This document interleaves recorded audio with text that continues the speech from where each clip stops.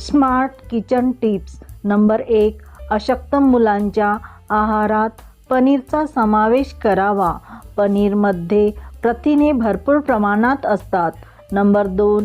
हिरड्या व दात मजबूत करण्यासाठी आठवड्यातून एकदा तरी मधामध्ये मीठ मिक्स करून दात स्वच्छ करावेत.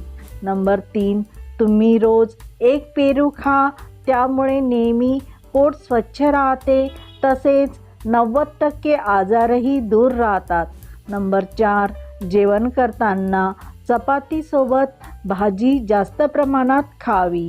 बद्धकोष्ठतेची समस्या दूर होते. अशाच उपयुक्त नवनवीन किचन टिप्ससाठी मीनाताई किचनला प्लीज सबस्क्राईब करा. पुन्हा भेटूया उद्याच्या व्हिडिओमध्ये. धन्यवाद.